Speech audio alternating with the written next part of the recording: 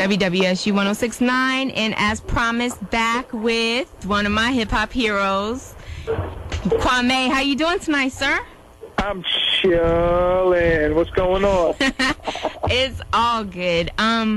Okay, so we just played Only You, just because that's one of my favorites. And one of mine, too. I like that guy who was on that record. Yeah, he's all right. He's all right, that guy. Yeah, he's kind of cool. I've already divulged to the people that I was all about the polka dots and the whole Kwame thing.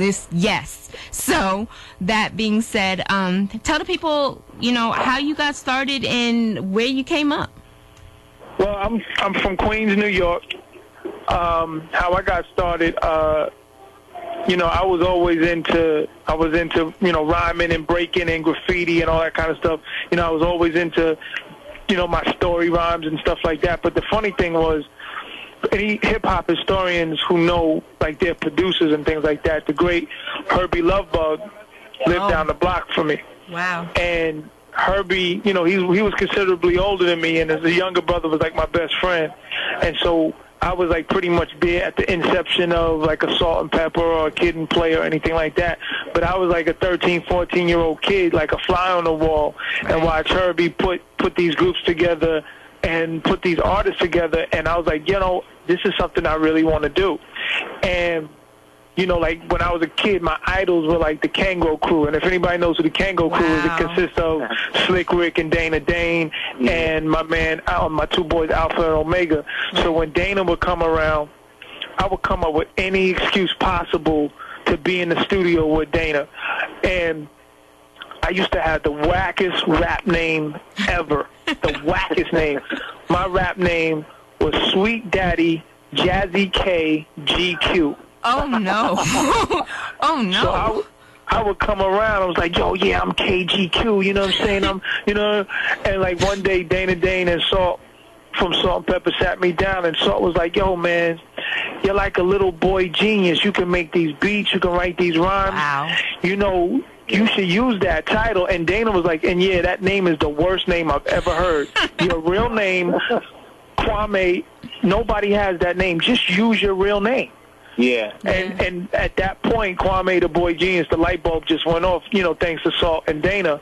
And me being a 14, 15-year-old kid, I was listening to anything they said. Right. And then just from there, I would save my money. I was going into the studio, working at C-Town, taking my paychecks, going in the studio. And, like, I had one chance to go in the studio, and that was Christmas Eve, 1988.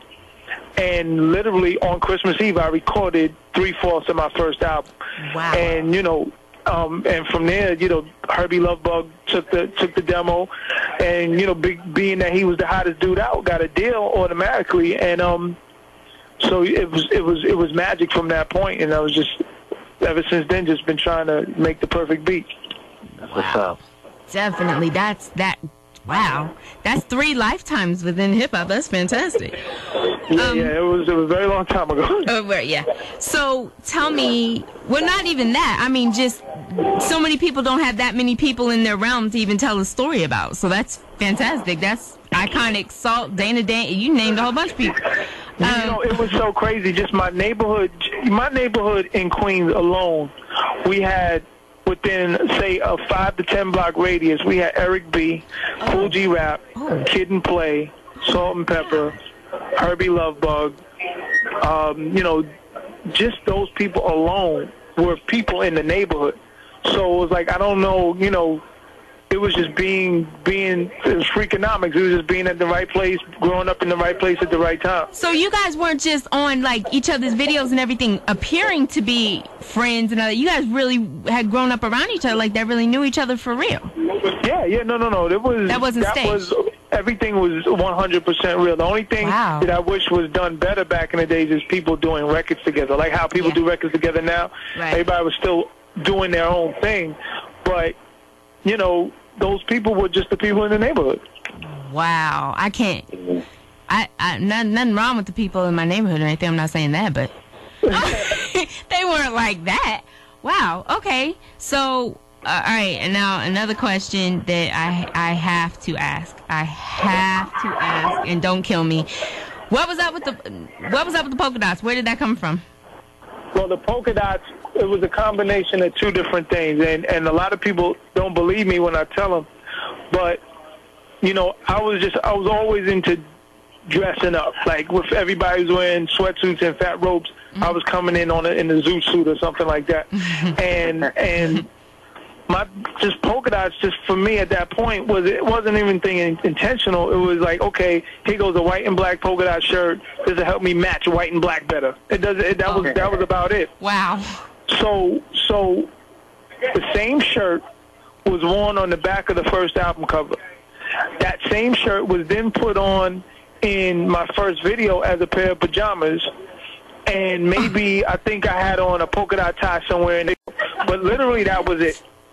And when we started going on the road and doing shows, everybody in the audience, I remember the first main show I did was Harrisburg, Pennsylvania, and I opened up for Sweet Tea. And I got on stage, and everybody in the audience had either a flat top with a streak in it or polka dots on. So I looked at the audience. I walked off stage, and I was like, okay, who's messing with me? Y'all played a joke. Okay, haha, very funny. Okay, whatever. But then every state we went to after that, it was the same thing. So it was like, okay, something caught on. Let's attach what people are doing already to what I'm doing as an artist. You know, I'm like, you know, Prince had purple, I got polka dots, whatever, let's go. No, I mean, and that's funny to me because hearing the backstory, it's like, oh, wow, really? Because, again, like I said, polka dots on the clothes, polka dots all in my room, polka dots, even literally would write notes to people, and then after I finished all the writing, would draw circles around everything, polka dots, everything. So, okay, that's fine. It came from that. In retrospect, you know, I think it was just real dope because I always felt like artists should have something that people recognize. You know, signature. I always felt that it's more than just having a record and having, you know, whatever the hit record is at the time, you know, because at the end of the day, people may forget your record. So you got to give them as much indelible impressions as you possibly can. I say this to every artist that I work with to this day. It's not just about your record. You know, it's about people trying to feel like they're in touch with you in some way, shape, or form. So whether it's polka dot, stripes, pink, whatever the hell you want to do, you know, do what you got to do. Okay. Well, okay. So we've discussed the longevity thing a little bit a while ago. Again, one of the things I always admired you for was your ability to transform into whatever the next thing was supposed to be. And your ability to be within this industry steady and strong. You've always had a presence there, and not just, again, like Seneca and I were saying earlier, you know, a lot of people say, well, I want to be a rapper, and they don't think it any further. But you actually have gone so much further than that within the industry, and I have a lot to show for it. So what advice would you give to young guys who are starting off now, who aren't looking down the road, who don't know the music like we used to be able to know every single person in the game? There's so much going on now. What advice would you give them? Just the basic advice is don't get all amped on the first piece of success that you have. Right. You know what I'm saying? Just nothing, you know, you're guaranteed one. Everything else isn't guaranteed after that. So it's like always try to be ahead of the curve. Just think ahead of the curve. Even if you love to be, quote-unquote, a rapper, think about, if you're a 19-year-old rapper, think about how you're going to look at 50. Are you going to be able to say these same rhymes at 50? Do you want to even be in the game at 50? That's how I used to think. When I was 16, 17, I would say, Dad, how am I going to be at 30? Yeah. You know, and then when I reach 30, I'm like, Dang, how am I going to be at 40? Now, I'm not 40 yet, but, you know, when I reach 40, I think about, like, yo, what do I want to be at 50? And I try to visualize. I think visualization, it sounds corny, but visualization is key. And I've lived my life by visualization. If I can't, I got to be able to see it. And I'm a big daydreamer, so I'm always daydreaming about what the next move is and how to politic to that next move and not stay stagnant in one place. And I think that's a problem with a lot of classic artists. Or, you know, they still try to chase a 20-year-old dream, and it's like, okay, you achieved that dream. What's the next dream? What are you going to do next? And always, that's how it is for me. What's next? What's next? What's next? What's next? I can't stand in one place. I got ADD. Yeah. There's nothing wrong with that. I mean, that keeps it keeps it fresh, and it keeps, something else going on. But I think it's important to have, I can say it all day long and people go, who cares what you say? Okay, well, you're right. Who cares what I say? But if I have somebody who's actually gone this path and is able to look back and say, this is how I did it, I think it means a whole lot more. Yeah. So what projects are you working on now? Is there anything you want to plug? I know you're at a concert right now, so what's going on with you right now? All right, I'm the worst plugger in the world, but I'll do my duty. Okay. First, right now, where I'm currently at, I'm working with a group by way of, how can I put it? By way of LA/Miami/Port-au-Prince, Haiti. It's a rap group named Nola Darling. And they're performing at this music conference that's going on here in New York called CMJ. So I came to check them out. They're in the studio with me this whole week. We're working on their project. But also on the independent side, I have a boutique label called Make Noise, and the artist on my label, his name is Beyond Belief. You can check him out. Got videos and all that good stuff on YouTube and everything. And I've been working on Beyond Belief's second release. He currently has a mixtape out now, working on his second release, and that's on the independent side. On the major label side, going in the studio very heavy with Red Cafe. Got a nice amount of joints on his album. There's a record we just did with Nicki Minaj that's real crazy. There's a new young artist on Jive, a kid named Jawan Harris. They just featured him on 106 in Park yesterday. 12-year-old kid, phenomenal, like super crazy artist. He's like one of those little kids. I don't want to compare him to Michael Jackson, but that's the best comparison I can give, because it's like, you ever listen to a Jackson 5 album? Yeah. You don't feel like you're listening to little kid songs. They may be kids singing, but you don't feel like that's how Jawan is. And it's like, I really appreciate his work.